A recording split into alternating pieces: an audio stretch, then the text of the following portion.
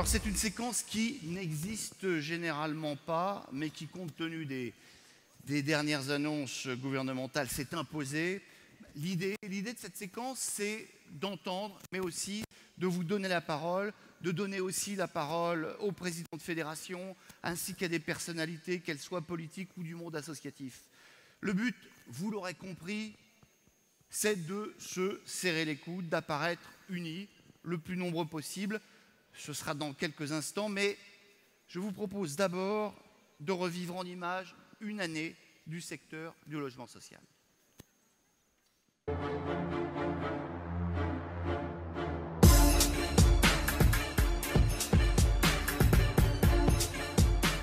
Je voudrais simplement, en conclusion, dire que votre visite, votre passage et les propos que vous allez tenir à ce congrès marquent simplement une volonté, c'est d'affronter des questions telles qu'elles se posent et organiser collectivement la réponse. Alors, Monsieur le Président, vous avez fait de l'innovation, et plus encore de l'innovation pour tous, le thème de ce 77e congrès. Ce choix, il est à la mesure des défis que doit relever le monde HLM dans une société qui change, comme vous le dites. Et me semble-t-il, cette innovation, c'est quelque chose que vous avez toujours porté dans votre histoire. C'est l'ADN du monde HLM, c'est sans doute aussi la clé de la longévité de ce mouvement.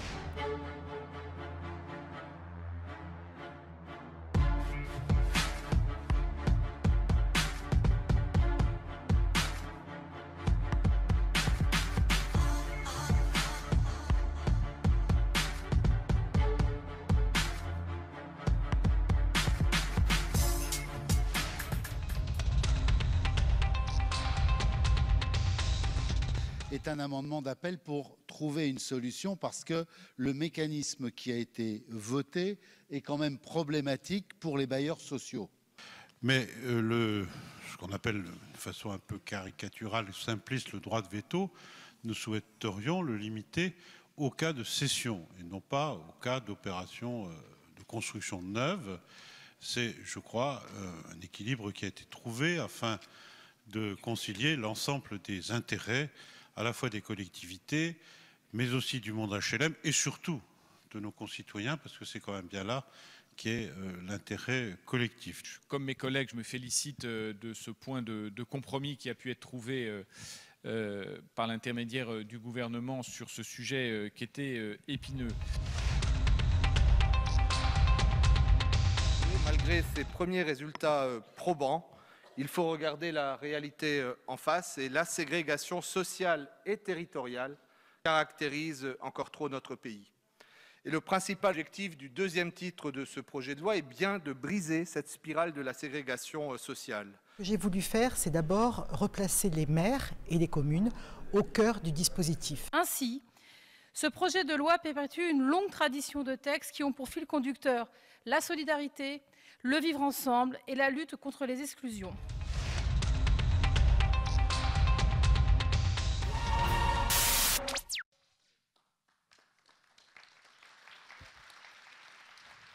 Alors les quartiers, c'est une partie de nous, mouvement HLM. L'ANRU 1 est passé, les choses ont drastiquement changé.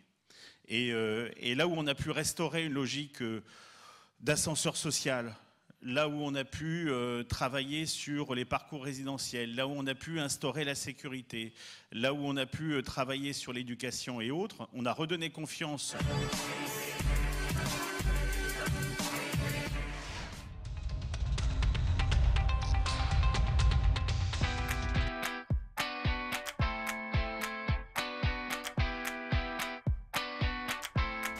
Nous avons fait le choix, après des réunions avec différents labels environnementaux, d'expérimenter ce que pourrait être la future réglementation environnementale. Le mouvement HLM a signé plusieurs chartes, engagements, conventions, et tout cela pour que l'on puisse à chaque étape marquer des paliers et pouvoir convaincre, car il faut faire de la pédagogie.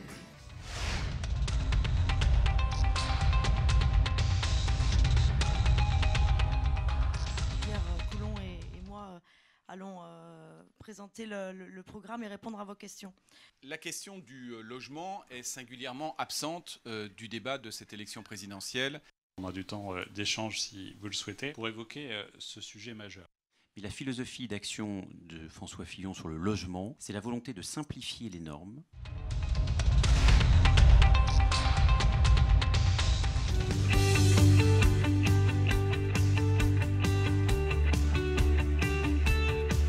Il y a simplement des partenaires qui veulent agir.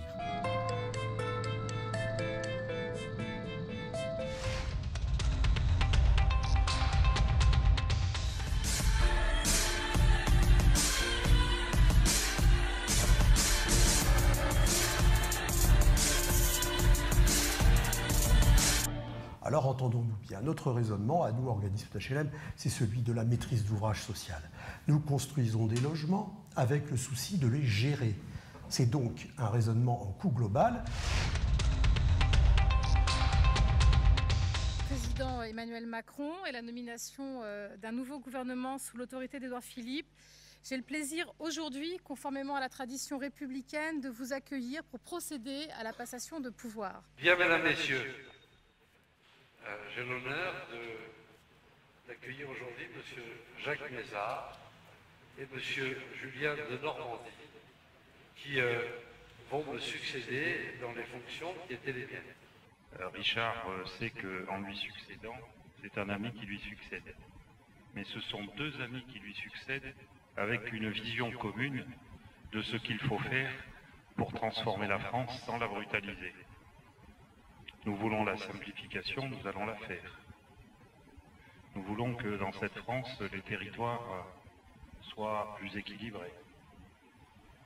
Que dans ce qu'on appelle souvent la France profonde, on retrouve de l'espoir. Sur Terre avec la semaine des HLM qui débute aujourd'hui. Thème de cette 5e édition, la transition énergétique et les habitations à loyer modéré, si souvent associées à des univers de béton, sont parfois en pointe dans ce domaine. Un exemple à Angers où une résidence a d'ailleurs été récemment récompensée pour la place qu'elle accorde à la nature. Reportage Laurent Delsol et Nicolas Belmont. À première vue, l'immeuble est classique. Mais sur le toit, les locataires portent une tenue inhabituelle pour découvrir leurs voisines, 200 000 abeilles.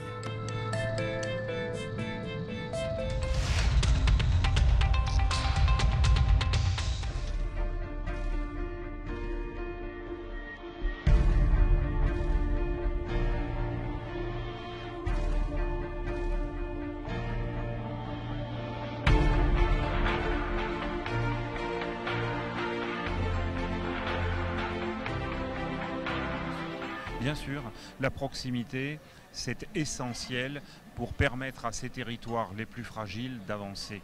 Nous devons écouter ce qui s'y passe. Si tant de nos concitoyens se sont abstenus lors des élections dernières, s'il y a eu des votes souvent révélant une souffrance, c'est qu'on n'a pas assez écouté ce qui se passe sur le terrain. L'action et l'effectivité de l'ANRU sur le territoire et pour nos habitants est telle qu'il faut vraiment en faire une priorité d'action, c'est essentiel. La question ensuite, c'est de savoir comment vous passez de 5 à 10 milliards. C'est évidemment un sujet qui est compliqué, c'est évidemment un sujet qui nécessite beaucoup de discussions avec l'ensemble des parties prenantes et c'est évidemment un sujet sur lequel l'État devra aussi assumer. Pour ce qui est du logement, là aussi, c'est une réponse différenciée que nous devons apporter. Nous le savons bien, les politiques qui consistent à inciter à la construction de logements partout sur le territoire avec des outils fiscaux extrêmement chers ne fonctionnent plus. L'État français est l'un de ceux qui dépensent le plus en matière de logement. Simplement, comme bien souvent, nous avons une politique de subvention de la demande et pas une politique d'offre. Nous dépensons 2 points de produit intérieur brut sur les politiques de logement. Pour assumer quoi ? Accompagner l'augmentation des prix. C'est pourquoi, à l'automne, un projet de loi sera porté par le gouvernement qui permettra, dans toutes ces zones tendues, de créer un choc d'offres qui permettra, je l'espère en 2-3 ans, c'est en tout cas l'objectif qui doit être le nôtre, de baisser fortement le coût du logement.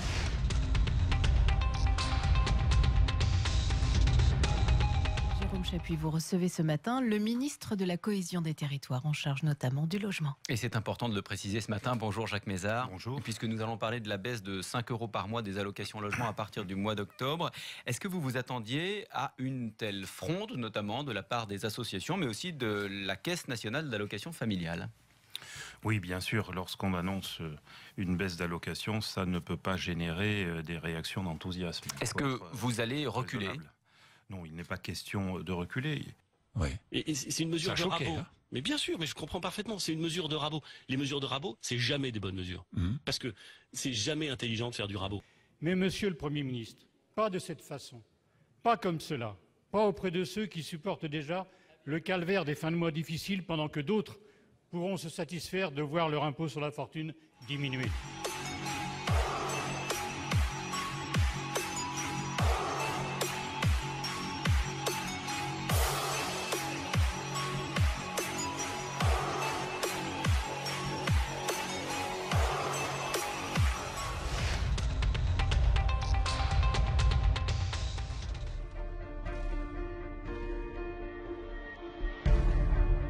C'est un nouveau coup de rabot annoncé par le gouvernement.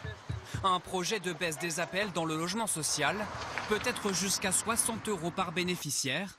Mais ce matin, le Premier ministre l'assure, les locataires devraient être préservés. Les détails de cette réforme, mais l'objectif que nous nous fixons, c'est de faire en sorte que pour ceux qui touchent des APL dans le logement social, il y ait une baisse de loyer exactement identique à la baisse des APL. Autrement dit, pour les bénéficiaires des APL dans le logement social, il n'y aura aucun effet. Une baisse des loyers pour compenser la diminution des aides. Résultat, des locataires épargnés. Mais les offices HLM, eux, sont très inquiets.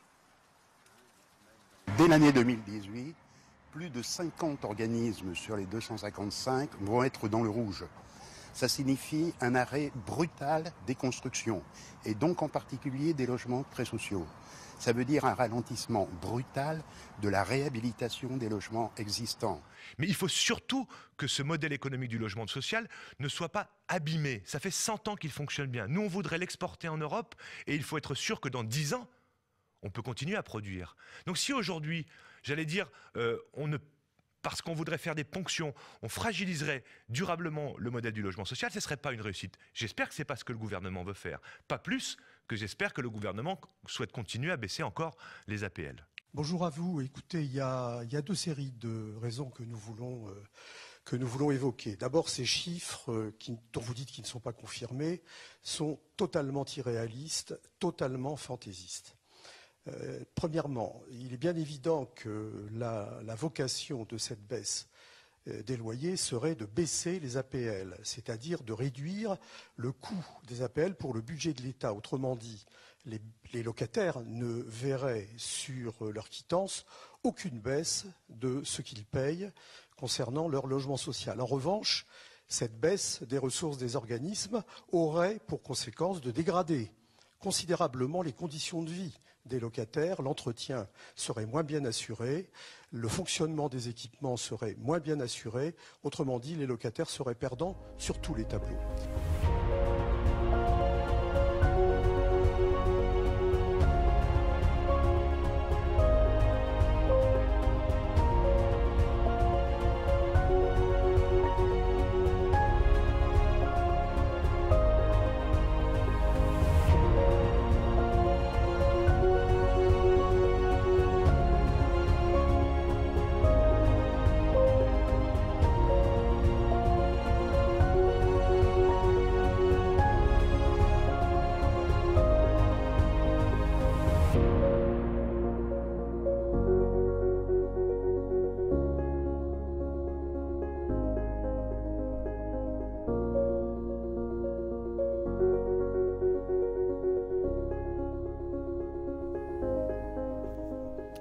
Voilà, ces images, ce film pour vous remettre les choses à l'esprit, que vous pouvez évidemment applaudir si vous le souhaitez.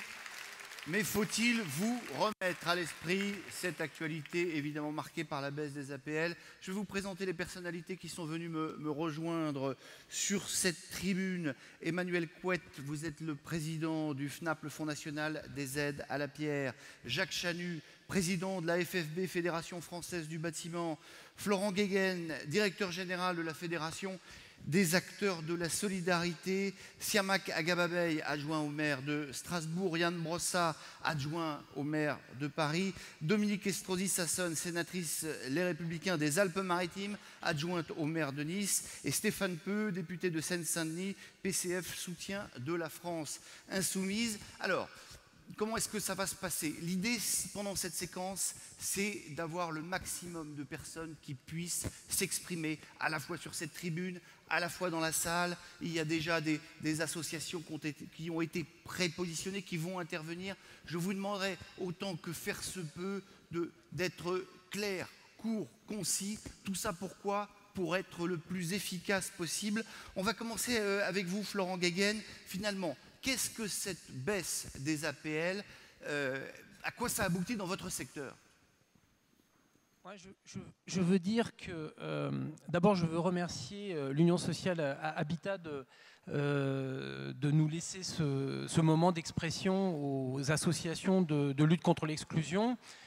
Je veux dire que la colère et la consternation des associations suite à la présentation de la loi de finances pour 2018.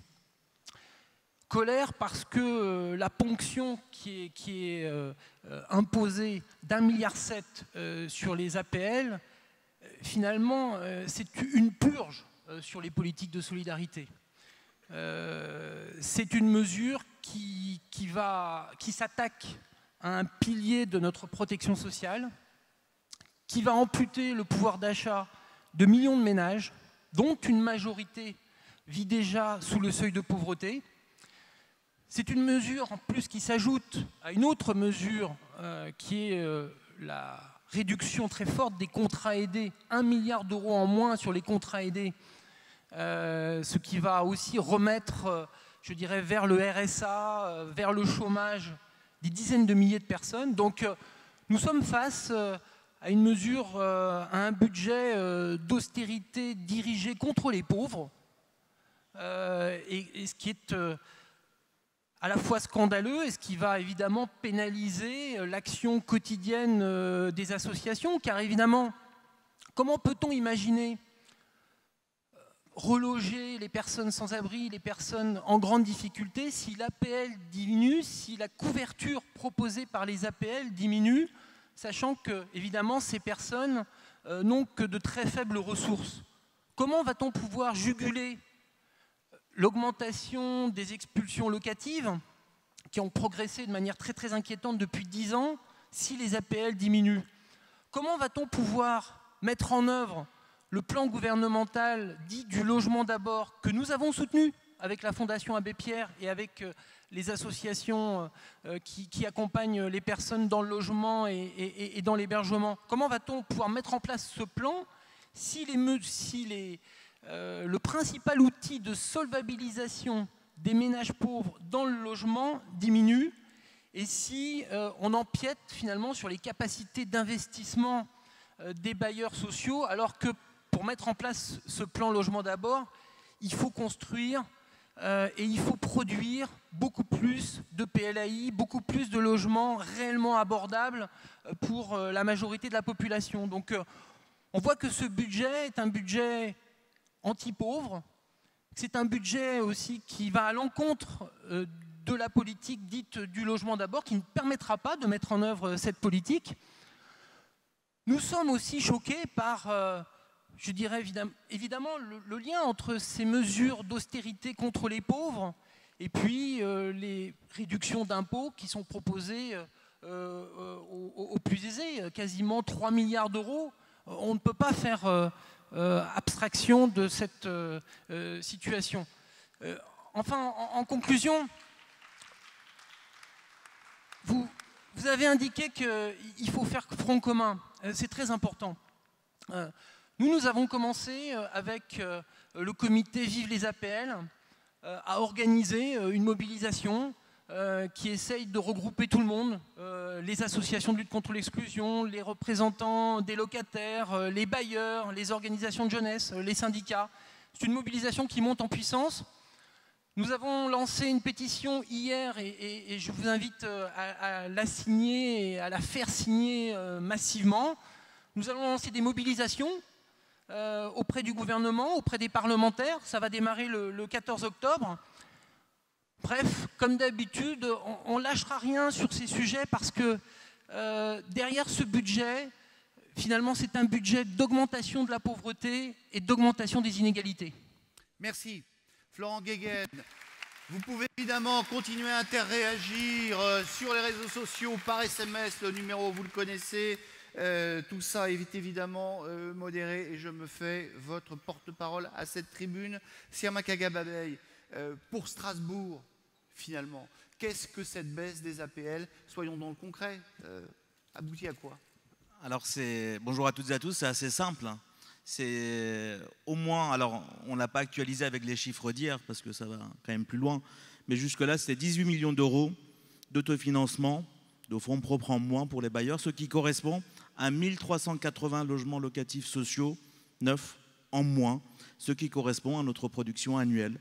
C'est-à-dire qu'aujourd'hui, nous sommes en incapacité de dire si pour l'année prochaine et les autres années, nous pourrons produire des logements dont on a besoin puisqu'on a 20 000 demandes sur notre territoire qui sont aujourd'hui insatisfaites parce qu'on a des programmes de rénovation urbaine qui sont prévus et aujourd'hui non financés et parce que demain, ça va peser aussi sur les finances des collectivités locales.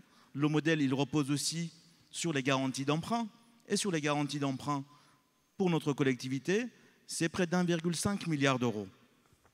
Demain, s'il y a des organismes qui sont en faillite, qui sont en grande difficulté, qui va payer? Ce sont les collectivités. Et ça va dégrader derrière la note des collectivités auprès des agences et ça va dégrader la capacité des collectivités à emprunter pour toutes les autres politiques publiques. Donc ce qui vient d'être fait là, ça va retentir sur l'ensemble de la chaîne de la production, de logement locatif social, du logement privé également, puisque les deux sont liés aujourd'hui dans l'ensemble de nos opérations. Il n'y a pas une opération de logement privé qui sort sur notre territoire s'il n'est pas adossé à une opération sociale. Et l'économie générale des programmes comprennent également ça. Mais ça va également toucher nos finances. Quand par ailleurs le FNAP est touché, on va en parler. Et quand nos dotations risquent d'être touchées, et les subventions que nous allons verser aux bailleurs vont également être touchées, on va voir que c'est l'ensemble qui est aujourd'hui mis à mal. Alors, je voulais aussi dire un mot, parce que hier, avec d'autres élus des collectivités, nous nous sommes réunis face à ce qui est en train d'être fait. Et on a rédigé un appel que, si vous me le permettez, j'aimerais vous lire. Dans la mesure où c'est court, concis. Voilà, on va faire court, concis, avec déjà des élus qui ont signé de premier plan, mais plus de 500 autres élus ailleurs en France qui ont déjà signé entre hier après-midi et ce matin. Ah oui, là, vous voulez nous le lire en entier ou peut-être... C'est très rapide, c'est très rapide. Donc c'est appel des élus locaux pour le logement social, sauvons le logement social. La stratégie logement du gouvernement met un coup d'arrêt brutal aux politiques locales de l'habitat mises en œuvre par l'ensemble des collectivités territoriales. Nous réaffirmons notre volonté de protéger durablement les locataires, le patrimoine HLM, les capacités d'investissement. Nous souhaitons poursuivre sur nos territoires les politiques partenariales de l'habitat qui réunissent locataires, bailleurs, collectivités, État, promoteurs, entreprises de construction au service du logement pour tous, de l'aménagement et du développement de tous les territoires. L'application concrète de ces mesures annoncées par le gouvernement déstabilise l'équilibre financier des organismes et fait peser un risque majeur sur les garanties d'emprunt accordées par les collectivités locales. Concrètement, nous serons contraints à brève échéance de ne plus pouvoir garantir les emprunts des organismes. Les conséquences seront l'arrêt de la construction neuve de logements, l'interruption des programmes de réhabilitation et de rénovation urbaine. Par ailleurs, nous alertons sur l'impact économique de ces mesures qui conduira à la destruction de plus de 300 000 emplois locaux dans le monde du bâtiment et de l'immobilier. Nous affirmons que ces mesures vont à l'encontre des objectifs affichés de choc de l'offre et d'augmentation du nombre de logements. Nous sommes déterminés à agir pour continuer à faire vivre nos territoires. Les collectivités locales présentes au congrès HLM demandent l'arrêt des mesures annoncées par le gouvernement pour engager un dialogue approfondi et sans tabou. Voilà, pour ce communiqué, Siama Kagababey, adjoint à la mairie de Strasbourg, Emmanuel Couette, donc président du FNAP. Qu'est-ce que ça change pour le FNAP ? Bonjour à toutes et à tous. D'abord, en regardant comme vous toutes et vous tous le film il y a un instant, je trouvais qu'il y avait un petit peu de nostalgie et puis ensuite de la consternation. De la nostalgie parce que le film il illustrait qu'avant, il y avait des signatures de conventions, des démarches partenariales, des dynamiques collectives, bref, du dialogue, qui était souvent du dialogue vif, parfois engagé, avec des débats forts qui traversaient le monde HLM, mais il y avait une volonté d'avancer ensemble. Et tout ce que l'on a vu il y a un instant l'illustrait. Et il y a évidemment à l'été une forme de rupture. Je reprends après mon voisin de gauche le terme de consternation et d'incompréhension. Et moi, je veux réagir avec une double casquette, mais je serai très rapide. D'abord avec ma casquette de président de Rennes Métropole. Le choc de l'offre, pour reprendre l'expression du président de la République, il y a des territoires qui l'ont mis en œuvre et qui l'ont réussi. Et on sait ce qu'il faut pour réussir un choc de l'offre. Il faut être capable de produire un foncier maîtrisé et à bas coût. Ça renvoie aux politiques publiques et aux moyens que dégagent les collectivités locales. Il faut être capable de soutenir les bailleurs pour les aider à financer leurs opérations de réhabilitation et de construction neuve. Il faut mobiliser des politiques sociales, quel que soit le niveau de compétence, commune ou intercommunalité, pour accompagner les locataires. Et quand on fait tout ça, eh bien, comme nous l'avons réussi à Rennes, on produit beaucoup et on peut se retrouver, c'est notre cas, à avoir 0 dossier DALO, c'est-à-dire être en situation d'avoir une offre de logement adaptée à chacune, à chacun, quels que soient ses revenus, quelle que soit son histoire, quelle que soit sa condition sociale, sa trajectoire professionnelle. Et donc, ce qui s'engage aujourd'hui, c'est tout le contraire de cela. Et s'il n'y a pas une mobilisation à un moment donné de moyens publics, loin d'avoir un choc de l'offre, on aura plutôt un effondrement de l'offre. Et là, je fais le lien avec ma casquette de président du Fonds national des aides à la pierre, parce que le débat, et c'est bien normal et c'est bien légitime, il est focalisé aujourd'hui sur les aides à la personne. Mais il y a aussi la problématique des aides à la pierre. Ce Fonds national des aides à la pierre, il a été annoncé par le président de la République de l'époque, il y a 2 ans, au moment du congrès de l'USH. Il a été mis en œuvre concrètement au printemps de l'année dernière, en 2016. Et la ministre Emmanuelle Cos, qui est présente et que je salue, m'avait sollicité pour en prendre la présidence. Et il y avait, je m'en ai attentif, 3 objectifs. Le premier, c'était d'associer les bailleurs, les collectivités territoriales et l'État à la répartition des subventions publiques au logement en région, dans un principe de transparence, que les règles soient connues de tous, et avec cette idée en creux qui était de protéger, en quelque sorte, de sécuriser, de sanctuariser les crédits d'État. Et si j'ai accepté cette responsabilité, c'est bien parce qu'il y avait cette idée de sanctuariser et de pérenniser les aides à la pierre de l'État. Et les annonces de l'été et d'hier, j'y reviendrai dans un instant, elles sont venues marquer un coup d'arrêt brutal. Vous ne l'avez pas nécessairement à l'esprit, mais cet été, parmi les annonces budgétaires, il y a eu la division par 2 des aides à la pierre de l'État. Qu'est-ce que ça signifie très concrètement? Ça signifie que pour les élus qui siègent, par exemple, dans les comités régionaux de l'habitat, c'est moins 20% dès 2017 de logements qui seront lancés et programmés, puisqu'il y aura tout simplement moins d'aides à la pierre pour accompagner les bailleurs sociaux.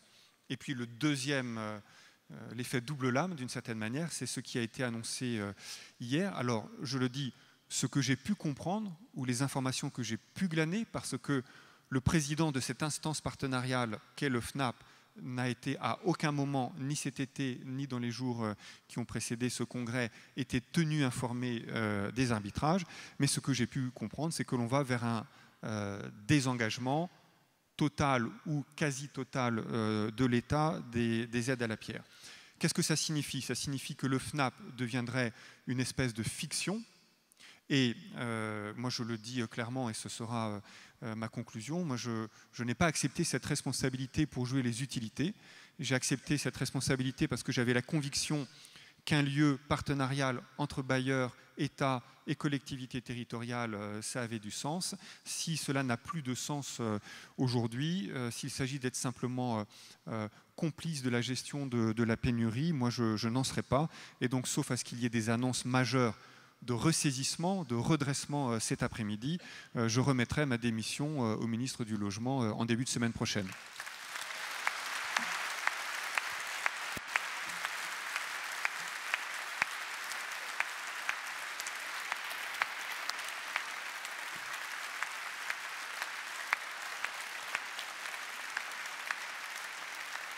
Ah, une annonce forte. Merci Emmanuel Couette pour ces mots. Yann Brossat, merci à vous d'être ici. Vous avez été dans les premiers élus à réagir. Pour quelle raison? D'abord parce que Paris est une ville qui compte désormais 21% de logements sociaux et la question du logement est pour nous une priorité absolue.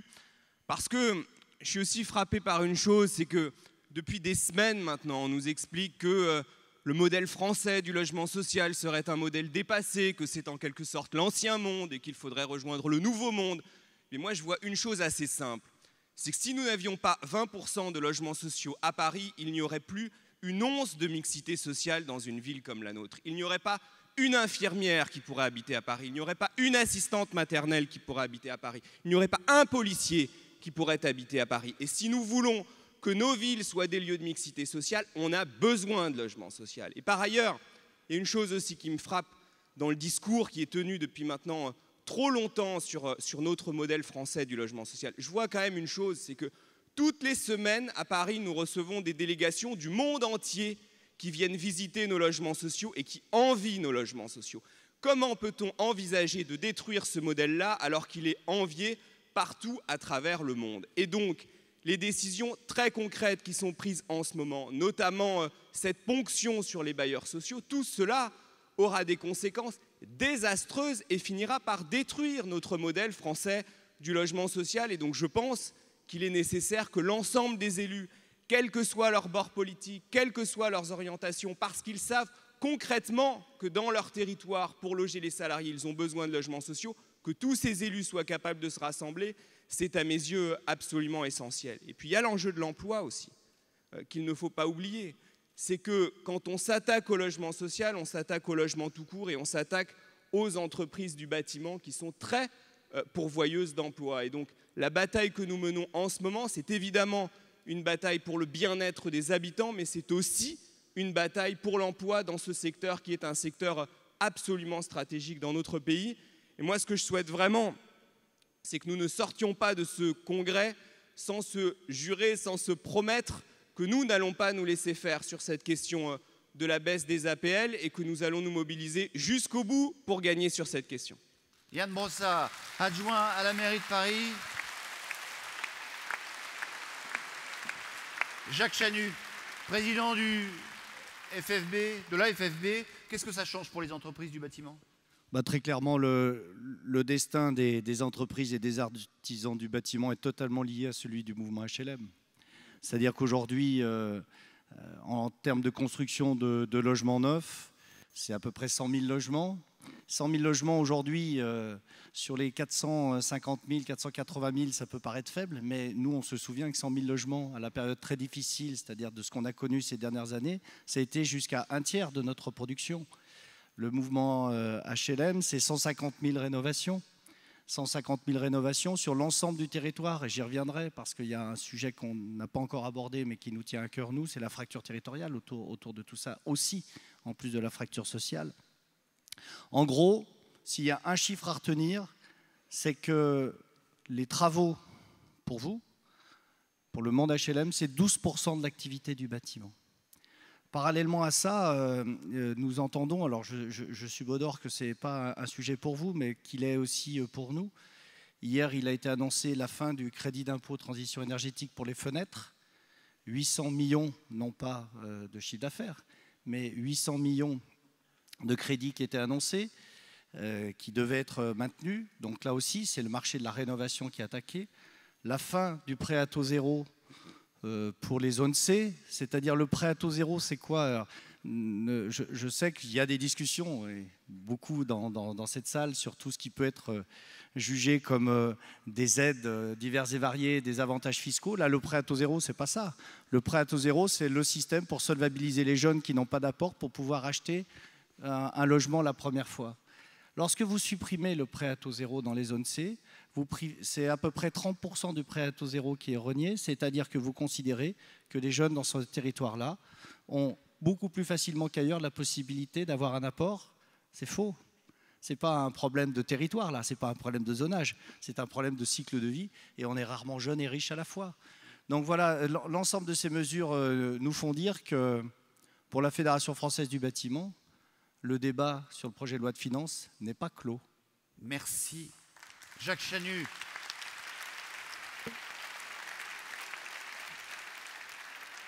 On vient d'écouter les témoignages de 5 acteurs finalement, et puis nous avons également à cette tribune, et nous en sommes très heureux, 2 parlementaires. Je vais vous passer d'abord la parole, Madame Dominique Estrosi. Qu'est-ce que... le projet de loi de finances a été déposé hier. Qu'est-ce que vous pouvez faire, vous, qui êtes à la majorité sénatoriale, à la Chambre haute? Alors bonjour à toutes et à tous. Avant de vous répondre directement à cette question, moi je voudrais revenir sur le rôle du Sénat en saluant ma collègue Marie-Noëlle Lienemann, avec laquelle nous siégeons à la fois dans l'hémicycle du Sénat mais aussi en qualité de membre du comité exécutif de l'USH. Pas exactement dans le même bord, mais bon. Oui, mais vous verrez que simplement, en ce qu'on parle des territoires, lorsqu'on parle des territoires, et le Sénat est l'assemblée des territoires, lorsqu'on parle de fractures territoriales et de fractures sociales, eh bien, le Sénat, dans sa diversité politique, est extrêmement attaché à ces territoires. Le Sénat est le défenseur des territoires, il est le représentant des collectivités locales et territoriales. Et si je parle des collectivités locales et territoriales, et certains y ont fait référence, c'est parce qu'il y a aussi un lien avec les annonces qui ont été faites depuis cet été et hier à travers le projet de loi de finances sur ce qui est prévu de porter atteinte au modèle social HLM. Pourquoi? Parce qu'on a vu pendant tout l'été des annonces relatives aux collectivités territoriales qui sont gravissimes. Gravissimes parce qu'on demande, on peut entendre le bien fondé de la rigueur budgétaire, mais on demande toujours aux mêmes de faire des économies. En l'occurrence encore aux collectivités territoriales qui ont déjà fait pour certaines d'entre elles, la plupart d'entre elles, des économies sur les dépenses de fonctionnement. Et que c'est à l'État d'abord et avant tout à lui de faire des économies avant de demander cela aux collectivités territoriales par exemple, ou de détruire des emplois aidés pour des personnes qui sont en situation de plus grande précarité. Alors que c'est aussi peut-être et avant tout à l'État de voir plutôt que s'attaquer directement aux retraités ou aux personnes les plus modestes. Et j'en viens aux annonces qui ont été faites sur la baisse des APL. Simplement pour dire que le Sénat sera vigilant. Le Sénat sera vigilant parce qu'on l'a toujours montré et qu'on est capable de se rassembler pour défendre les territoires. Et les organismes HLM, dans leur diversité, des familles politiques représentées à l'intérieur du mouvement HLM, sont de véritables acteurs économiques sur le terrain, sur ces territoires qui sont divers, qui sont spécifiques, mais que nous voulons aussi continuer à accompagner, soit dans un développement, soit dans un équilibre territorial qui est absolument nécessaire. Et donc, bien évidemment, aujourd'hui, baisser les APL comme cela a été annoncé, c'est faire porter aux locataires du logement social, faire peser sur les locataires du logement social des choix d'arbitrage budgétaire, comme sur les collectivités territoriales, que ne fait pas directement l'État ou que l'État n'a pas le courage de faire. Et en tout cas, il se sert des collectivités territoriales comme il se sert des organismes HLM pour en faire des variables d'ajustement budgétaire, pour en faire de simples curseurs. Et ça, je peux vous assurer qu'au niveau du Sénat, eh bien, ça ne passera pas parce qu'on sera extrêmement mobilisé. Alors, sur le projet de loi de finances 2018, j'ai jusqu'alors toujours été rapporteur de la mission logement au Sénat. Je ne peux pas vous dire que je le serai encore. Ça, on verra dans la nouvelle mandature qui s'installe, même si, bien évidemment, je fais partie de la majorité sénatoriale. Mais j'aurai à cœur, en ayant bien sûr présent à l'esprit qu'il faut qu'il y ait une rigueur budgétaire, qu'il faut qu'il y ait des économies face effectivement à notre dette publique qui est abyssale. Mais encore une fois, il faut que ces économies, ces demandes qui soient faites, elles ne soient pas faites discrétionnairement, elles ne soient pas faites unilatéralement, elles ne soient pas faites en direction des plus modestes, parce que ce sont eux les premiers, bien évidemment, qui souffrent et qui ont besoin aussi d'avoir une prise en compte de leurs besoins en matière de logement. Et tout cela, on essaiera de le porter sur l'ensemble des travées du Sénat pour voir ce que l'on pourra faire à travers ce projet de loi de finances. Mais je reste inquiète parce que les parlementaires que nous sommes ont déjà vu dans d'autres circonstances, dans des débats parlementaires sur des projets de loi de finances, combien le gouvernement aimait siphonner les trésoreries des structures. Je n'ai que pour mémoire ce qu'il a fait avec les chambres de commerce en 2015, ce qu'il a fait avec les chambres d'agriculture en 2016. Donc, à un moment donné, effectivement, les parlementaires devront voir s'ils privilégient l'immédiateté, l'affichage, ou s'ils s'inscrivent dans une vision qui sont une vision de moyen terme, de long terme. Et quand on parle de logement, on ne peut que s'inscrire dans cette vision pour véritablement arriver à avoir une position qui soit responsable. Merci beaucoup. Dominique Estrosi Sassone, sénatrice, Les Républicains, mais aujourd'hui, il n'y a pas de couleur politique à cette tribune. Stéphane Peu, même question, mais vous siégez à la Chambre basse, à l'Assemblée nationale. Ce projet de loi de finances a été maintenant déposé. Qu'est-ce que vous pouvez faire ? Les auditions vont démarrer en commission des affaires économiques dès la semaine prochaine, donc on va être dans le vif du sujet rapidement. Moi, ce que je voudrais dire d'abord, c'est qu'il y a un état quand même de sidération dans le pays depuis maintenant quelques mois, puisque toutes les mesures qui se cumulent et qui s'annoncent sont toutes des mesures unilatérales en faveur d'une minorité de Français les plus aisés. Et donc, à ceux qui parfois ne voient pas de cohérence dans ce qui est proposé, il y a, moi je le crois au contraire, une très grande cohérence. Et cette loi de finances, qu'il s'agisse du logement ou de tous les autres postes concernés par la loi de finances, synthétise, s'il en était besoin, cette façon de faire peser sur la majorité des Français qui travaillent, des couches modestes et des couches moyennes, l'essentiel de l'effort financier à travers soit la fiscalité, soit à travers les réductions budgétaires sur un certain nombre de services. Le deuxième point que je voulais dire, c'est que tout ce qui s'apparente de près ou de loin à un service public ou à une mission d'intérêt général est dans le collimateur également de cette loi de finances. Alors moi, ce que j'espère, parce que s'agissant du logement et notamment du logement HLM, là aussi, dans cette affaire et dans les propositions dans le domaine du logement, seul le secteur du logement HLM, qui est stable, qui est un modèle économique pérenne, qui s'autofinance en grande partie pour réhabiliter et pour produire, seul le secteur HLM est dans le collimateur de la loi de finances, puisque par ailleurs, ou pour l'essentiel par ailleurs, tous les mécanismes subsistent. Et ce qui existait pour essayer de réguler un tout petit peu les loyers, notamment la loi sur l'encadrement, est rejeté par ce gouvernement comme il l'était par le gouvernement précédent dans la fin de sa mandature. Donc, c'est assez injuste. Et ce que je crains, Alain Cacheux disait hier, le pronostic vital est engagé, c'est quand, ça a été dit par d'autres, il n'y aura pas de choc de l'offre, il va y avoir au contraire une désescalade des investissements en réhabilitation. Et moi, ce que je propose, parce que contrairement au Sénat, qui est la chambre des territoires et souvent une chambre avec des élus très expérimentés, moi, je suis dans une Assemblée nationale où on a une majorité de parlementaires qui sont issus du monde de oui-oui et des start-up, vous voyez. Et donc, il va falloir leur expliquer. Et donc, j'invite vraiment tous les congressistes, quelle que soit leur responsabilité. Ça a été dit hier très, très justement par Alain Cacheux. Il faut que dans les semaines qui viennent, nous fassions 3 choses. Il faut que l'ensemble des locataires et des associations de solidarité se mobilisent, mais ça, elles le font très bien, on n'a pas de conseils à leur donner. Il faut s'adresser à tous les élus et surtout à tous vos parlementaires, parce que la plupart du temps, tous ces gens, moi je les vois, je les fréquente tous les jours à l'Assemblée, ils sont totalement hors sol. Ils ne savent pas ce que c'est. Donc il faut leur expliquer. Et je pense que si on leur explique gentiment, mais avec des arguments convaincants, on doit pouvoir quand même essayer de ramener à la raison des parlementaires et essayer de leur montrer. Moi, je l'ai vu sur les APL, j'ai vu des députés d'En Marche, pour être très clair, revenir de leur circonscription. Quand vous êtes pris 3 ou 4 engueulades sur un marché, vous réfléchissez un petit peu différemment. Donc je ne dis pas qu'il faut les engueuler, mais il faut leur expliquer tout au moins et essayer de leur expliquer en quoi c'est dangereux pour l'emploi, c'est dangereux pour la solidarité nationale et qu'à terme, on risque d'aller vers des catastrophes. Et puis le monde économique, M. Chanul l'a dit, mais franchement, les chambres de commerce et de l'industrie, les milliers d'associations d'entrepreneurs, les artisans, les TPE, PME de nos départements, elles vont être touchées de plein fouet. Je ne suis pas certain pour l'instant sur le terrain, elles mesurent encore les effets parce qu'elles sont habituées à attendre les effets concrets des lois de finances qui se succèdent. Et je pense que là, il ne faut pas les laisser attendre, il faut aller les voir tout de suite pour leur expliquer concrètement les conséquences.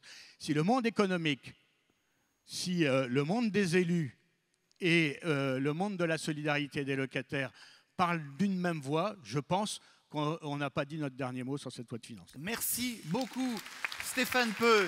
Voilà pour cette première séquence. Hein. Ils sont 7, merci à vous 7. Monde économique, élus locaux, élus nationaux. Désolé. Alors, allez-y, Siamac. L'appel sera mis en ligne par l'USH et donc si vous voulez on va par les élus, voilà. On va la retrouver évidemment, votre pétition. Je ne sais pas si vous étiez là depuis le début de ce congrès, je peux vous dire une chose, c'est que c'est le seul sujet dont on parle dans les allées du parc des expositions. Regardez ces quelques images.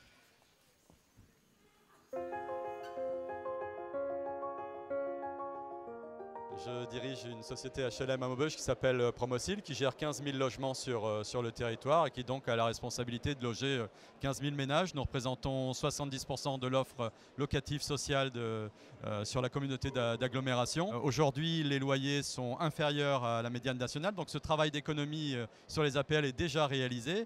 Et si on nous demande un effort supplémentaire, eh bien c'est impossible à tenir en matière de modèle économique. Alors, la baisse des APL est une très mauvaise mesure, et une mesure purement financière avec une vue à très court terme. D'abord parce que on va être obligé, tous les offices, de réduire très fortement la voilure et en matière de construction neuve et en matière de réhabilitation, ce qui pénalisera donc les locataires en place dont les logements ne seront pas réhabilités et les demandeurs qui attendront beaucoup plus longtemps. L'ensemble de cette chaîne, que ce soit pour les locataires, leurs conditions de vie, mais les entreprises et les emplois qui sont derrière et évidemment les structures vont être finalement à genoux pour reconstruire une fois qu'on aura mis la bête à terre. Ça sera très très compliqué.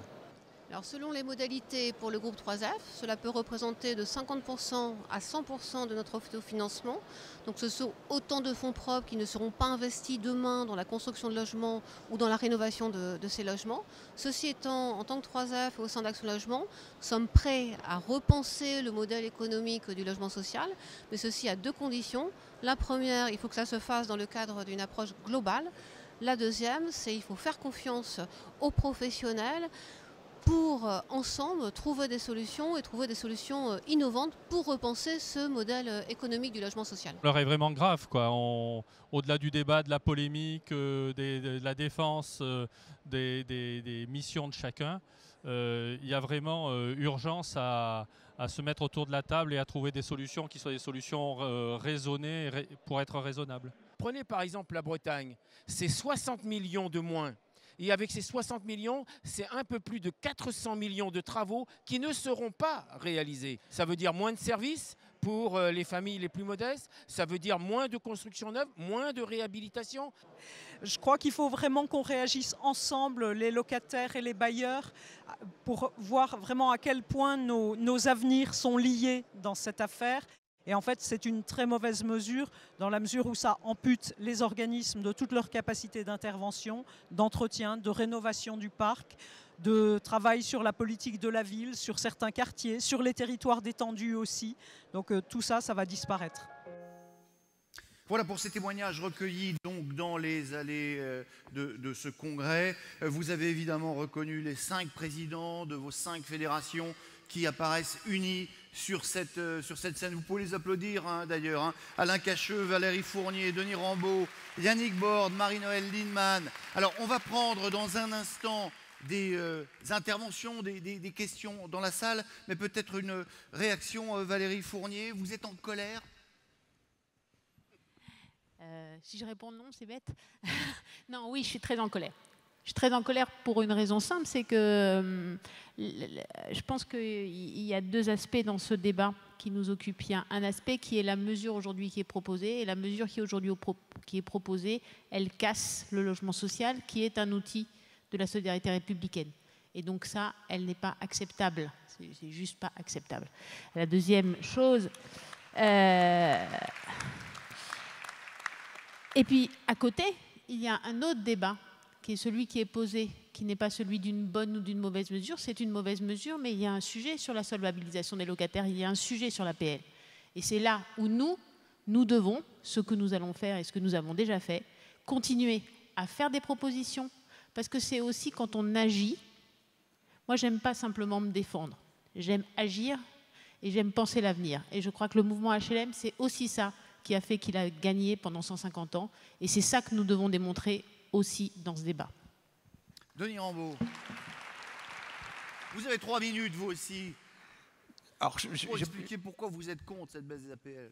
Je suis contre, et l'association régionale HLM d'Alsace, que je préside également, a édité un carton rouge qu'on vous distribuera cet après-midi, carton rouge aux politiques du logement proposé. Pourquoi on est énervé et en colère? Mais tout simplement parce qu'il a été décidé au niveau national de mépriser les territoires. Il a été décidé que quelques sachants, quelques personnes bien organisées dans les ministères avec des têtes bien remplies pouvaient décider à la place des gens, pouvaient décider à leur place. Ça veut dire, comme le disait Emmanuel Bouet tout à l'heure, il n'y a aucune place pour la réflexion, pour le partenariat. J'ai signé ce matin avec Sirma Kabagaï, avec l'Eurométropole et les bailleurs alsaciens, on a signé une charte sur la VFA, on a signé une charte sur la cotation. Comme le disait Valérie, on est capable d'avancer, on est capable de négocier, on est capable de faire des propositions. Il faut simplement qu'on n'apprenne pas les solutions du gouvernement, il ne faut pas qu'on les apprenne juste en lisant les dépêches de l'AFP nous présentant le programme de loi de finances. Ce ne sont plus des méthodes de gouvernement. On a connu récemment toute une série de ministres du logement, dont une est au premier rang. On s'est parfois dit des choses pas sympathiques, mais on avait des endroits où on pouvait se dire des choses, on pouvait construire. Ce qui est important, c'est de construire la possibilité pour chacun en territoire de trouver une place. Demain matin, en Alsace, c'est un plan social de 3000 suppressions d'emplois dans le BTP qui va être lancé. 3000 suppressions d'emplois. Il n'y a pas une usine qui est capable de faire ça en Alsace. On va donc faire un 3 là-dessus. On va arrêter de réhabiliter. Et ça va être la double peine. Il y a 38 000 demandes de logements locatifs chaque année en Alsace. Ça veut dire tout simplement que quand vous êtes locataire sous APL, vous n'avez pas la possibilité d'être logé autrement. Et en plus, on va vous condamner à habiter dans des logements dont les bailleurs n'auront même plus les moyens d'entretenir. C'est la double peine. Merci, Denis Rambaud. Alors, j'oublie pas les autres présidents de fédération, mais j'ai promis qu'on allait prendre aussi le pouls de la salle. Il y a 2 pupitres qui ont été installés de part et d'autre. Et vous pouvez encore essayer de vous inscrire pour des prises de parole. Pour permettre au maximum de personnes de s'exprimer, je vous demanderai d'être disciplinés. Vous avez vu comme les présidents arrivent à tenir dans le temps qui leur est imparti. Donc, je vous demanderai de ne pas intervenir plus de 2 minutes. Et vous commencerez par vous présenter. Bonjour monsieur, vous avez le micro. Daniel Biard, je suis président du comité exécutif du groupe Polylogie, puis donc bien à la fédération des ESH, vice-président de la fédération des ESH. Moi, très simplement, je rebondirai sur les propos qu'on a vus tout à l'heure qu'Anne-Sophie Grave a prononcés. D'abord, pour indiquer les enjeux. Les enjeux pour un groupe comme le nôtre, c'est évidemment un volume de captation d'autofinancement brutal et sur un volume qui met en cause un certain nombre de programmes de construction et qui pose la question de l'engagement dans les programmes de renouvellement urbain. Donc je pense que c'est particulièrement grave à ce niveau. C'est aussi quelque part un programme d'amélioration de la qualité que nous voulons pour les habitants qui va se trouver amputé en termes de moyens. Et puis, si je vais un petit peu plus loin, par rapport à un modèle économique qui est un modèle comme le nôtre qui s'inscrit dans la durée, on a besoin de pouvoir avancer en connaissant l'environnement. Or, ce qu'on a sous les yeux aujourd'hui, ce qui se déroule aujourd'hui, c'est une captation brutale de nos moyens qui vient cisailler des programmes d'investissement, des engagements, ce qui va toucher bien sûr les entreprises, ce qui va toucher aussi les habitants et ce qui va toucher les collectivités territoriales. Pour le groupe, les incidences sont d'autant plus fortes qu'on est, j'irais, en Île-de-France avec un volume d'appels qui est un petit peu moins fort ou qu'on est en région. Et dans les régions, c'est vrai qu'on est aussi des agents économiques de premier plan. Quelque part, réduire des programmes d'investissement, c'est mettre en cause le développement dans les territoires. Merci beaucoup pour cette intervention. Une deuxième intervention, peut-être ?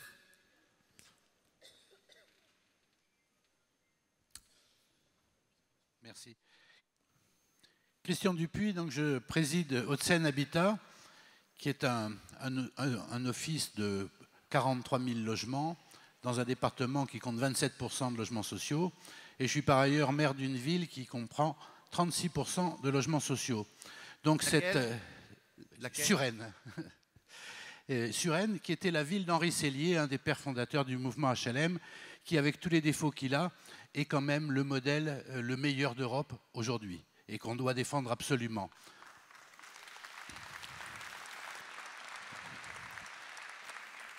Cette baisse des APL, c'est le premier domino qui va faire tomber tout un dispositif qui va toucher tout le monde, qui touche bien sûr le monde HLM directement, au cœur, mais qui touche aussi les collectivités territoriales.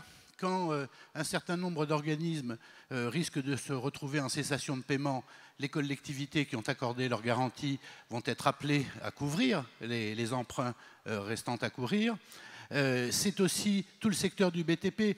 Le président de la Fédération du bâtiment tout à l'heure l'a très bien expliqué. C'est tout ce secteur qui, quand on se rappelle la période des années 90 et la grave crise qu'a connue le bâtiment, s'il n'y avait pas eu le secteur social, il y aurait eu encore beaucoup plus d'entreprises qui auraient déposé le bilan.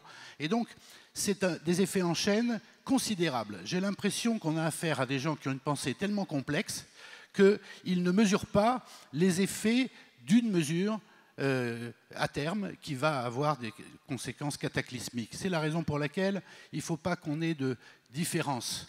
On doit être unis, que l'on soit en zone tendue ou en zone détendue, que l'on soit pour les élus territoriaux de gauche, de droite ou du centre. Je crois même que certains qui sont en marche risquent de marquer un temps d'arrêt, voire d'avoir un mouvement de recul d'ici peu.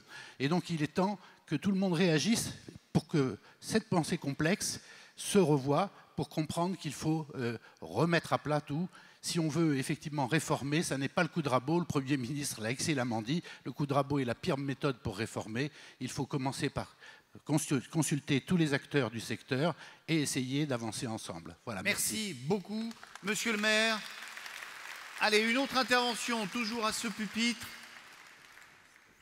Bien, bonjour à toutes et à tous. Jean-Pierre Bouquet, maire de Vitry-le-François, 15 000 habitants, 60% d'habitat locatif. Alors pourquoi 60% d'habitat locatif? Parce que les guerres sont passées sur les territoires de l'Est, elles ont tout détruit, la ville. La ville a été reconstruite avec ses moyens, avec les moyens de financement de l'époque.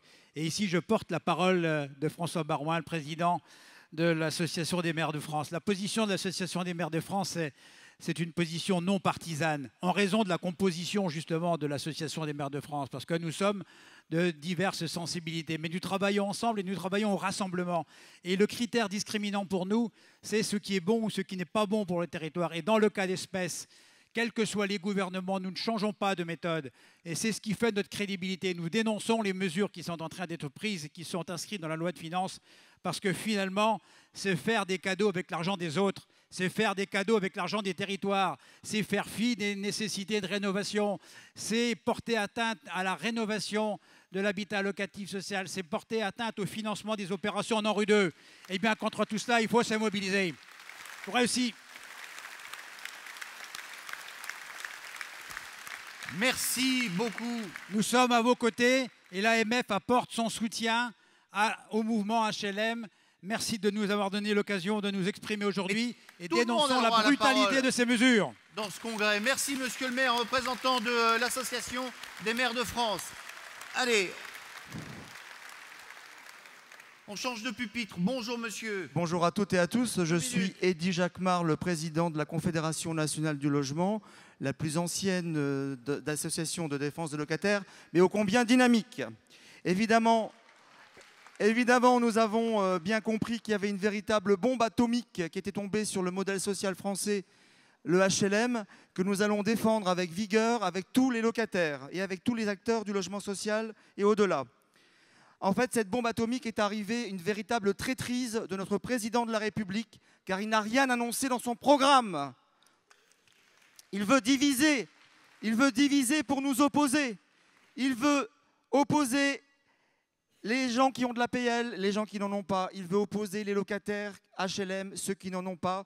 Il veut opposer les bailleurs avec les assos de locataires. Ça ne marchera pas. Il veut opposer les bailleurs entre eux. Ça ne marchera pas. Nous devons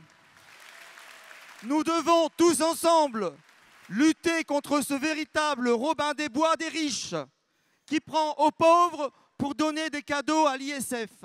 Oui, mesdames et messieurs, le logement social n'est pas le problème, c'est la solution. La CNL restera mobilisée dans les cages d'escalier jusqu'au couloir de l'Assemblée, en passant dans les conseils d'administration des offices et des ESH, et aussi des villes et de tout ce qu'on pourra mobiliser. Le HLM, c'est le bien public, et en tout cas, vive les aides à la pierre. Merci. Merci, monsieur le président. J'ai une bonne nouvelle. Il reste des sifflets au stand de la CNL. Je ne sais pas si c'est une bonne nouvelle. Merci en tout cas, monsieur le président. On va reprendre, pour le moment en tout cas, on va reprendre des questions dans la salle dans un instant. Alain Cacheux, un mot de réaction à ce qui vient d'être dit. On a l'impression quand même qu'il y a une forme d'unité, quoi, qui fait chaud au cœur.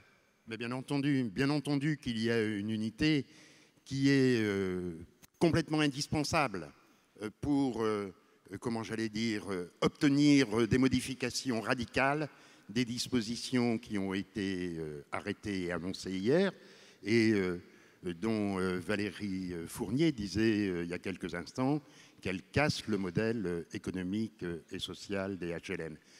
Cette unité, elle est nécessaire. Et j'entendais tout à l'heure le président de la Fédération française du bâtiment dire les conséquences qui vont résulter pour le secteur du bâtiment de cette mesure. Et donc, au-delà de la compréhension qui est la sienne de la mesure et que nous allons évidemment renforcer avec le contact que nous allons avoir avec toutes les entreprises du bâtiment, je lui suggère de prendre la tâche du président d'Action Logement qui, il y a 48 heures, je crois, sur une radio, évoquait une réforme douloureuse mais nécessaire. Et je veux dire que par rapport à cela, par rapport au choc brutal qui est provoqué, par rapport à l'arrêt brutal, par exemple, du plan de rénovation urbaine, très honnêtement, puisque dans les documents gouvernementaux d'hier est prévue la contribution à l'ANRU d'Action Logement et des bailleurs sociaux, je le dis très sereinement, pour nous c'est terminé, non pas parce que nous faisons la tête, mais parce que nous n'aurons plus les moyens de dégager des compléments alors que l'Union avait fait cette proposition. Et donc, je dis au président d'Action Logement, si vous avez, vous, un peu d'argent, plutôt que d'imaginer des foncières qui rachèteraient du patrimoine, mettez-les dans la rénovation urbaine.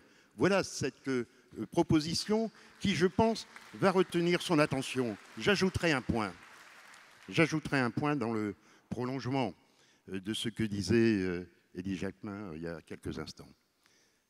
Cette réforme, elle est illégitime. Moi, j'ai écouté le débat sur le Code du travail, et peu m'importe quel est mon sentiment, ce n'est pas de ma responsabilité.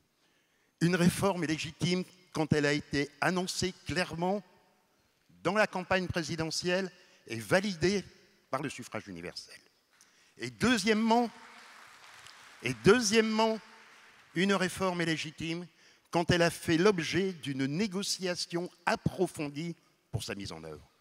Dans le cas précis de la réforme brutale, violente du mode du logement, aucune annonce, j'avais il y a quelques jours, vous l'avez vu, le programme du candidat élu président de la République, aucune annonce n'avait été faite pour, sauf évoquer des généralités du style choc de l'offre, alors qu'on va avoir une chute de l'offre, bien entendu. Elle est désormais inscrite dans les faits. Rien n'était annoncé. Et les quelques échanges qui ont eu entre l'Union et les ministères où on nous a baladés ne sont en aucun cas des discussions et encore moins des négociations. Cette mesure, elle est illégitime et c'est ça qui suscite notre colère. Alain Cacheux, merci.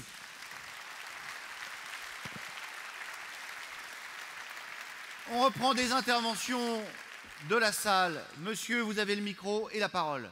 Merci. Jean-Pierre Puget, directeur général Héros Habitat. Je tenais à porter ma pierre à l'édifice dans ce système pour vous dire ce qui va se passer sur le terrain.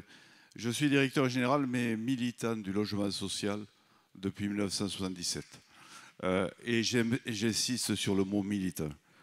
Aujourd'hui, dans le département de l'Hérault, c'est une des plus fortes progressions démographiques qui se trouve avec une paupérisation puisque 80% des habitants ont accès au logement social. Contrairement à ce que certains ont dit, nous ne sommes pas des dinosaures sclérosés, nous avons tout mis en place pour aider ces familles qui demandent du logement social. Nous construisions, je dis bien 450 logements par an.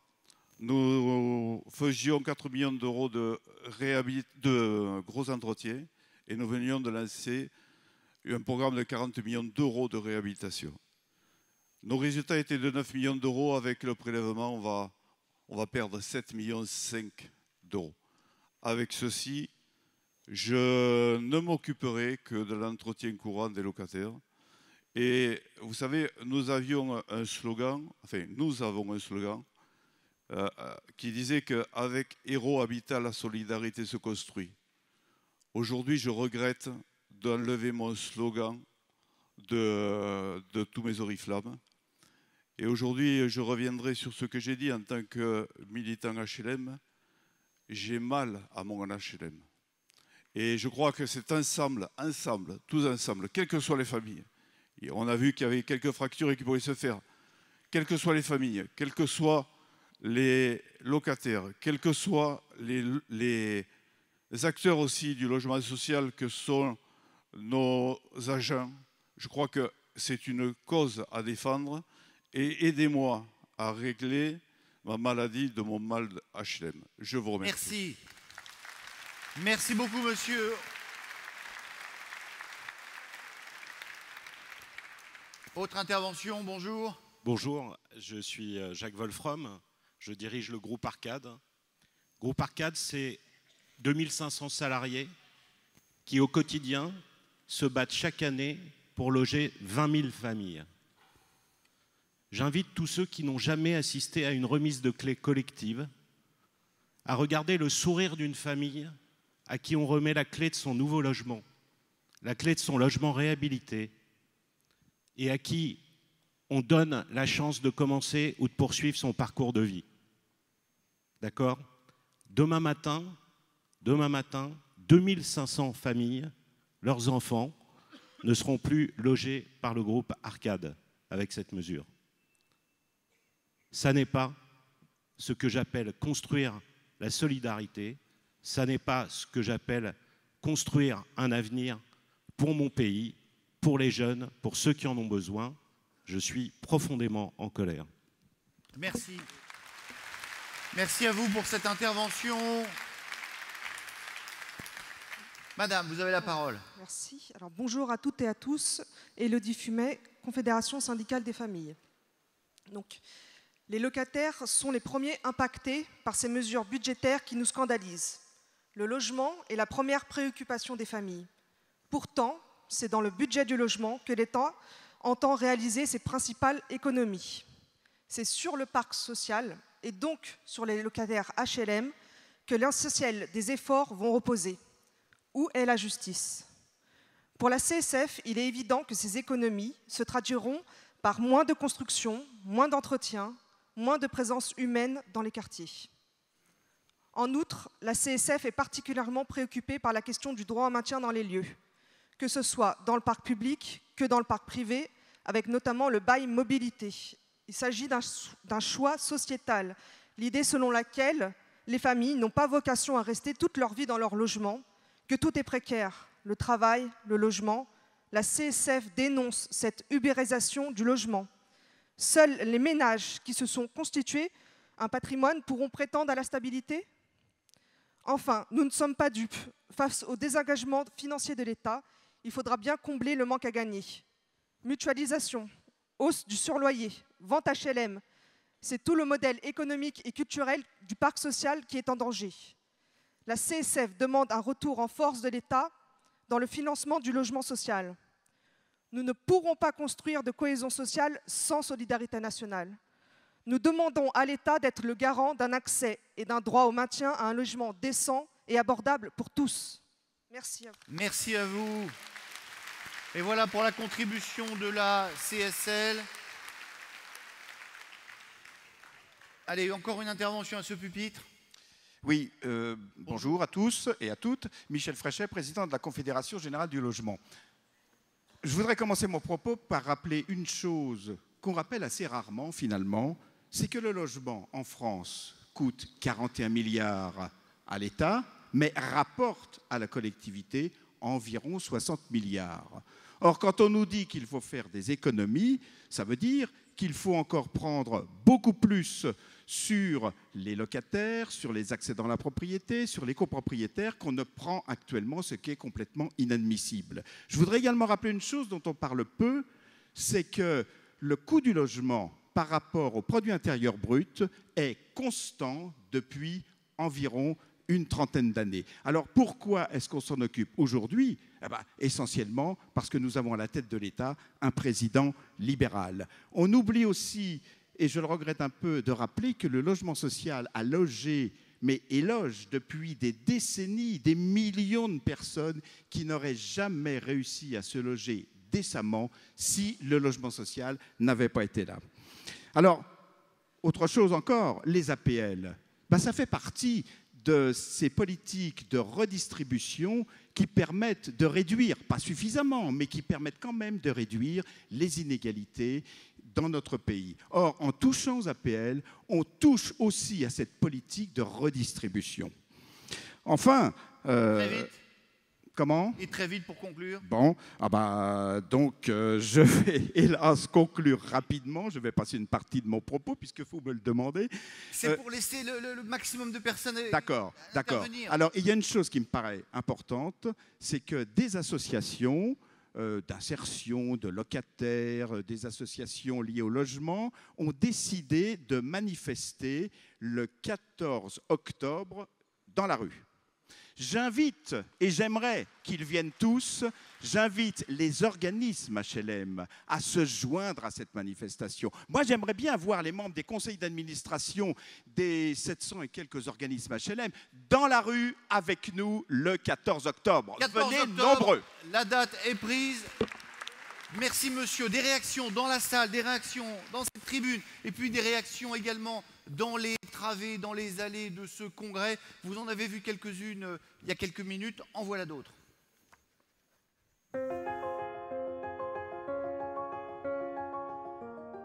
Les mesures dont j'entends parler, elles mettent en péril toute la pérennité du monde HLM, qui effectivement a des moyens, mais tous ces moyens, il faut se rappeler qu'ils sont tous réinvestis, soit dans la construction, soit dans la réhabilitation. Et c'est ça vraiment la valeur première de notre secteur, c'est que nous construisons au bénéfice de toute la société. Et si nous arrêtons de faire ce que nous faisons, je crois qu'il y aura beaucoup d'effets pervers. Donc j'ai bien entendu qu'il y avait peut-être des compensations en matière de vente, mais il se trouve que nous faisons également beaucoup de ventes. Donc aujourd'hui, nous vendons pas loin de 70 à 80 logements par an. Ça fait à peu près 0,6% de notre parc. Donc aujourd'hui, je ne vois pas comment on peut compenser une telle baisse qui, dans tous les cas, ne nous permettra pas de continuer à construire autant qu'aujourd'hui. Les bailleurs sociaux sont les premiers à estimer que l'on peut réformer le logement social. Mais en exigeant des bailleurs sociaux qu'ils prennent en charge intégralement la baisse des APL, le gouvernement braque un acteur majeur de l'économie du logement. Précisément à un moment où on veut renforcer la dynamique de construction. Donc attention, parce que si nous renions trop les fonds propres des bailleurs sociaux, ils ne pourront plus entretenir le parc social. Et puis surtout, l'effet pervers est que l'on risque de casser la dynamique de construction à un moment précisément où on veut alimenter le choc d'offres qui existe dans beaucoup de régions tendues, comme par exemple l'Île-de-France. Ce qu'on peut ajouter aussi, c'est que ce que nous n'arrivons pas à comprendre, c'est aussi vraiment le logement privé qui est laissé libre et qui aujourd'hui donc percevra et continuera à percevoir les APL. Aujourd'hui, je vois dans mon département les marchands de sommeil qui fixent le montant du loyer en fonction de l'APL. Et donc nous voilà vent debout contre ces projets gouvernementaux de saquer les APL et donc les locataires. Les locataires en dernier recours, d'abord ceux qui vont payer moins de 5 € et ensuite ceux qui vont se retrouver dans des logements sociaux où les bailleurs sociaux auront des difficultés financières à entretenir, à réhabiliter ou à construire. Donc c'est à la fois les locataires et les mal logés qui sont concernés par ces mesures d'économie qui visent en réalité à octroyer, à financer des allègements fiscaux pour les riches. Tous ensemble, dans le collectif Vive l'APL, qui réunit 60 organisations de toutes sortes, associations, syndicats, associations de locataires, de mal logés, associations de solidarité et organismes comme l'USH. On n'a pas l'habitude, c'est vrai, d'être ensemble, mais là, l'attaque, elle est frontale, elle est brutale. Elle vise à la fois les locataires du secteur privé, les locataires du secteur HLM, les bailleurs sociaux, le personnel aussi des HLM. Donc il y a la nécessité aujourd'hui de lutter contre cette mesure. Il me semble important que le mouvement HLM, dans toutes ses familles, dans toutes ses composantes, se mobilise fortement contre le gouvernement et ses annonces. Il est essentiel que tous, on fasse bloc, que ce soit les bailleurs, que ce soit la promotion privée, que ce soit la fédération du bâtiment, que ce soit les constructeurs aménageurs, les banquiers. Donc tous les acteurs économiques du secteur de l'immobilier seront touchés et principalement l'emploi. Tiens, j'ai reconnu un pitcher au passage. En tout cas, évidemment, les réactions sont unanimes.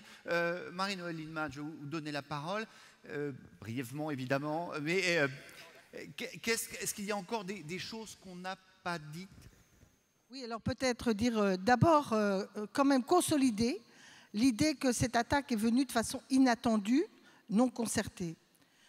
Quand nous avons eu M. Castaner, qui est venu à l'Union sociale pour l'habitat, présenter les propositions de M. Macron. Il a été très précis. Il a dit que le budget du logement ne sera pas diminué.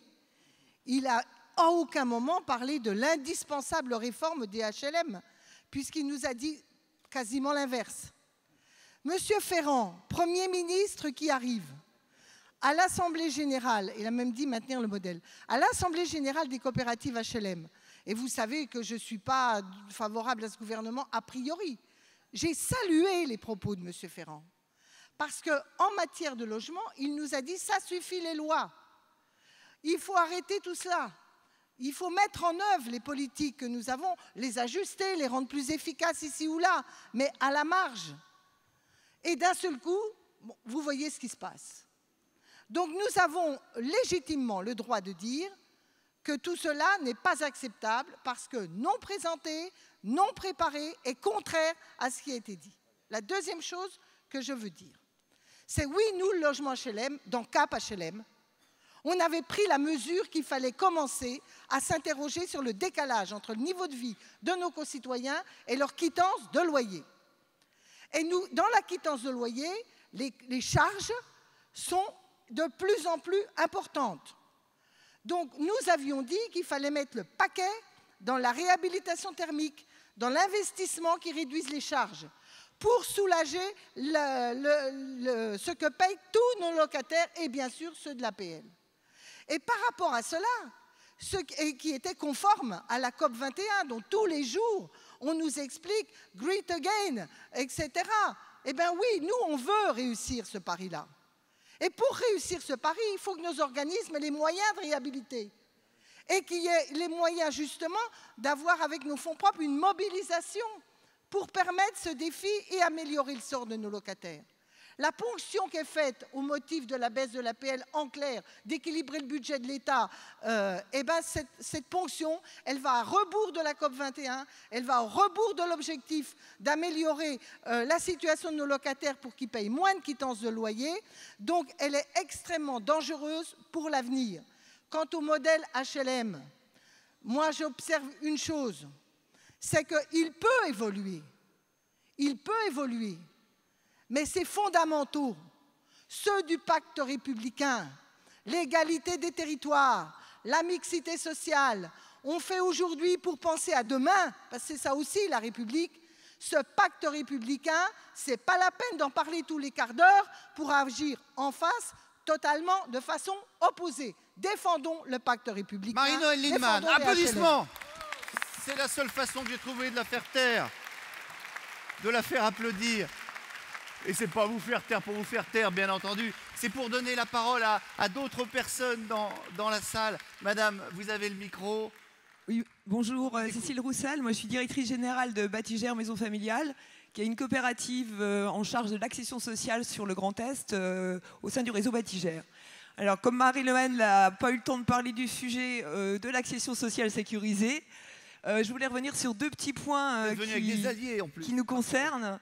C'est les modifications annoncées du PTZ. Alors, la première modification qui est annoncée, c'est-à-dire que les règles qui étaient fixées jusqu'à présent vont être modifiées au 1er janvier 2018.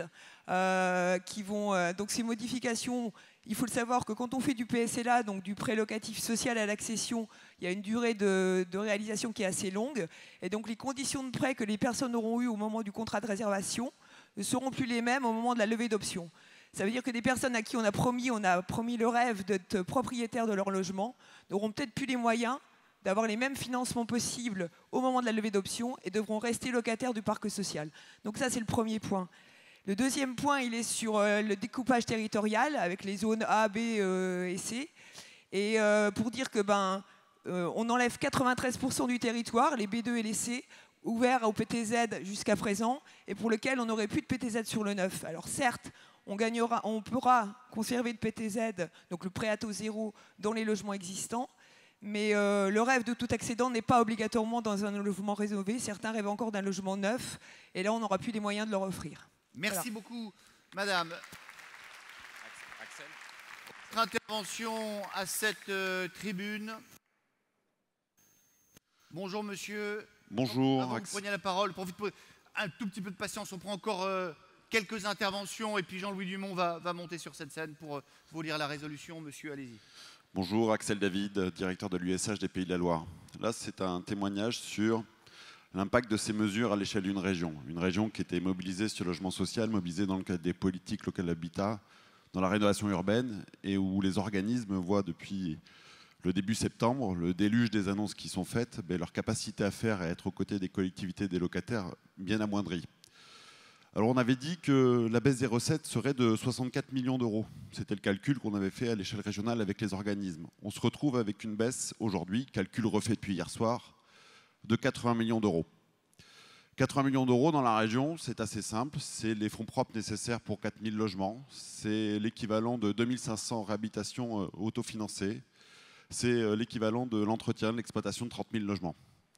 C'est donc une capacité à faire qui va baisser. 3 000 logements en neuf, c'est la moitié de la programmation des organismes de Pays de la Loire. Cette programmation, on ne la fait pas seule. On la fait souvent en collaboration avec des partenaires de la promotion privée. 45% de nos opérations. Ça veut dire que quand on impacte un logement social qui ne sera pas financé, il y a 3 logements de la promotion privée qui ne sortiront pas aussi dans le même temps.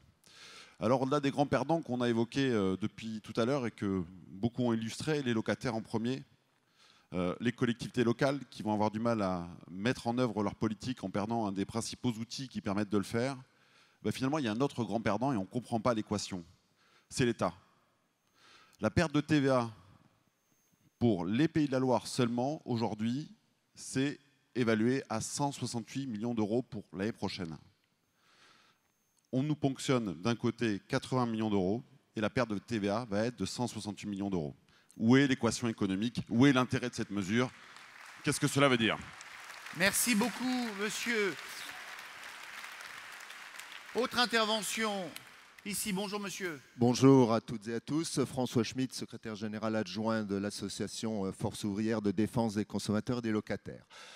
La FOC dénonce ces aberrations telles qu'on nous les annonce dans la politique du logement.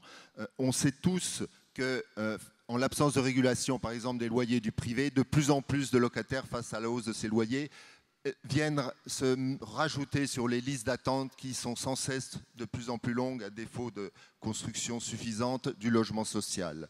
Or, nous savons tous que pour réduire le déficit public, la seule réponse du gouvernement, c'est de s'attaquer au logement social.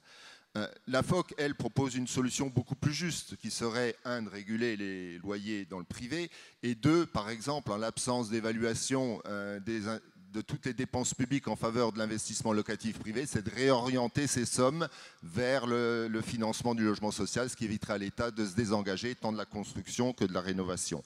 Autre contradiction, le président de la République, il y a quelques jours, lors de propositions pour l'Europe, prône plus de social. Et en même temps, il donne des consignes à son gouvernement pour fragiliser le logement social. Et encore, fragiliser, ne nous l'aurons pas, c'est désagréger le logement social. La FOC ne restera pas sans réaction. C'est bien de protester, c'est encore mieux d'agir. Et on a les consignes pour que nos militants aillent expliquer aux locataires qu'à défaut de profiter d'un choc de l'offre, ils vont surtout avoir un choc qui va les enfoncer encore plus dans la pauvreté. Merci beaucoup, monsieur. Allez, encore une intervention. Oui, bonjour. Jean-Yves Manot, président de la CLCV. Je voudrais m'adresser au président de la République jupitérien, pour l'aider à redescendre sur Terre. Car voyez-vous, le locataire citoyen qui, de par ses revenus, a des revenus modestes et touche l'APL, il a tellement l'habitude de se serrer la ceinture à la fin du mois qu'on lui demande encore un effort. Le citoyen locataire, il a compris qu'il fallait qu'il contribue au déficit de l'État à hauteur de 1,7 milliard d'euros. Le citoyen locataire, il a compris qu'on allait prendre l'argent dans les bailleurs sociaux qui est constitué pour l'essentiel de les loyers des locataires pour venir aider les gens de l'ISF. Le citoyen locataire, il a compris que moins de ressources pour l'organisme HLM, c'est moins de construction, moins d'entretien. Le demandeur de logement citoyen, il a compris qu'il fallait qu'il attende encore plus longtemps un logement parce qu'il n'y a plus de possibilités. Et le citoyen locataire, il a compris depuis longtemps que malheureusement c'était un oublié à terme de la République. Et monsieur le président de la République, réveillez-vous, ça va mal finir. Merci, monsieur, pour cette intervention forte. Et pardon, parce que c'était la dernière intervention de la salle. Évidemment, ce n'est pas pour vous empêcher de parler, mais c'est parce que le temps de ce congrès est contraint. Yannick Borde, vous êtes le dernier président à ne pas avoir parlé. Qu'est-ce qui n'a pas encore été dit? Cette loi de finances, elle est dévastatrice pour une grande partie de la chaîne du logement, parce qu'on parle bien évidemment là de ce qui concerne l'APL des locataires et des bailleurs sociaux, mais la chaîne du logement, elle repose sur ce parcours résidentiel qu'on n'a peut-être pas assez mis en valeur ces derniers temps ou insisté dessus. Et puis ce qu'on a découvert aussi, même si on le pressentait, on avait eu quelques informations, c'est la disparition de l'APL accession qui est complètement supprimée à partir du 1er janvier prochain. Ça veut dire que ces locataires qui auraient pu sortir du parc social pour aller sur l'accession à la propriété et permettre bien évidemment à des populations plus fragiles de rejoindre le parc social, ça va demain être complexifié. La deuxième chose, ça a été dit par monsieur le président de Rennes Métropole, c'est cette incapacité de l'État, à nouveau vous me direz, mais en même temps ça a l'air de quand même s'accroître, de faire confiance aux territoires, de leur permettre de travailler. Et on a cette fracture territoriale qui va être catastrophique demain. On a l'impression que l'État a l'air de penser que marché détendu, ça veut dire rien. Il ne se passe rien. Non, marché détendu, ça veut dire un marché sur lequel on n'a pas nécessairement de difficulté à apporter la solution en matière de logement.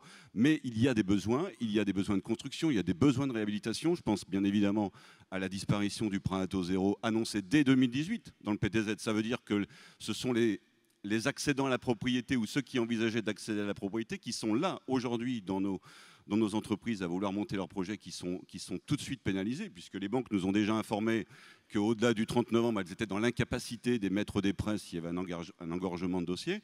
Donc on arrête la construction neuve et l'accession à la propriété aidée sur ces territoires-là. Donc c'est la chaîne, bien évidemment, la partie du logement social, de la chaîne du logement qui est impactée, fortement impactée, mais la vague, si je puis dire, va être beaucoup plus forte que ça. Et c'est pour ça qu'il faut continuer de se mobiliser pour faire changer ce qui peut encore être changé dans ce projet de loi de finances, qui n'est surtout pas un projet de loi de finances de loi immobilière. Enfin, ce ne sont pas des mesures qui concernent une loi logement, ce sont des mesures qui concernent tout simplement des arbitrages budgétaires. Merci beaucoup. Yannick Borde, on a essayé de donner la parole au maximum de personnes ce matin, mais il est temps de conclure cette matinée. Et évidemment, je vais appeler le président Dumont pour la résolution.